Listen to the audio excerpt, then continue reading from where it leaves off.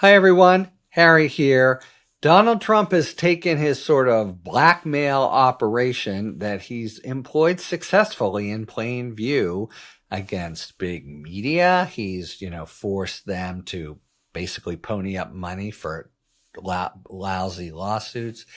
To big law, he's gone after three under the guise of national security, but they've knuckled under, worrying about the business consequences. And we're talking about big, rich law firms, but the business consequences for being on the wrong side of Donald Trump.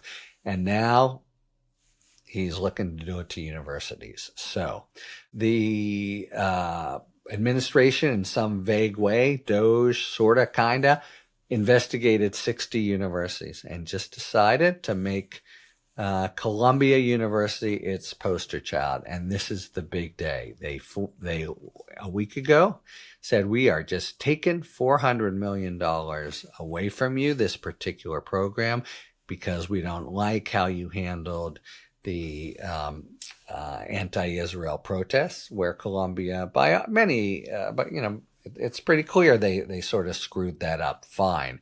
But this, we're talking about blackmailing the whole operation.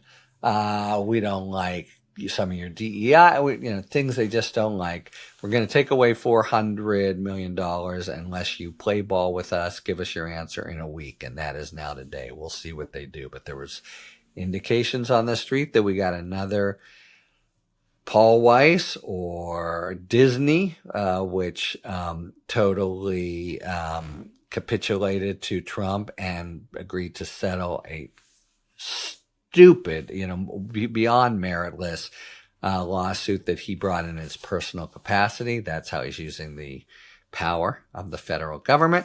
And now Columbia is the one out front, and there's $400 million sort of on the table. But the notion is, and it's been made clear, they get $5 billion from the federal government. And, the idea is this is all going to be at risk unless you play ball with us.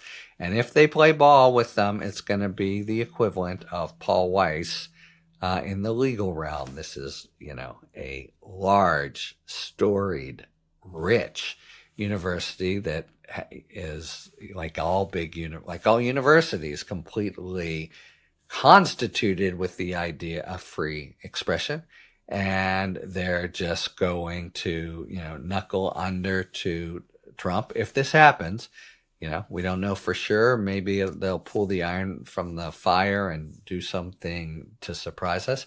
But if it happens, it's part and parcel of the same nasty, improper influence over civil society. It's a whole separate aspect of the terrible destruction he is wreaking within the federal government, within federal grant programs, etc. This is just, it's a private university. But the thing is, this both explains the leverage, but also explains the harm. Columbia gets, $5 billion. There is in this country, and has been since the 40s or 50s, a tremendously beneficial for all of us and for the country partnership between the federal government and the big universities. And the government has poured in billions and billions, and with the understanding that they will respect and do respect the free expression of universities. And the universities have taken that money and produced research that, for one, has been hugely important and beneficial for the society, especially health stuff, which they're going after, even though it has nothing to do with the things that displease them. It's made the United States the destination around the world for the best and the brightest. And it has really sort of, it's one of the big stories of the country's prosperity since in the last 50, 60 years, as we've become the envy of the world. That is the system that is now threatened with total breakdown. If this can happen to Columbia, it can happen to anyone. We have here basically a collective action problem. What needs to happen is for, well, first, Colombia could just stand up. But even when you stand up, you get a hit.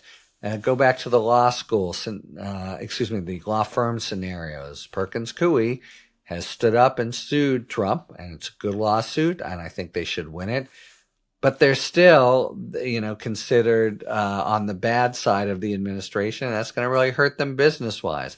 Of course, Paul Weiss, knuckles under, does it. That's going to hurt them business-wise. I think that'll hurt their recruitment. It'll hurt them in a lot of ways, and it'll sort of be a permanent stain. So in a similar way, they target Colombia first, and it just puts them in this impossible situation. If they give in, it's shameful, and it is. And if they don't, they're going to get hurt. There should be, and maybe there will be, I know there's some fledgling efforts for there to be collective actions by the universities, which should stand up as one and say, no, you can't do this. You do it to Colombia, it's the same as doing it to us.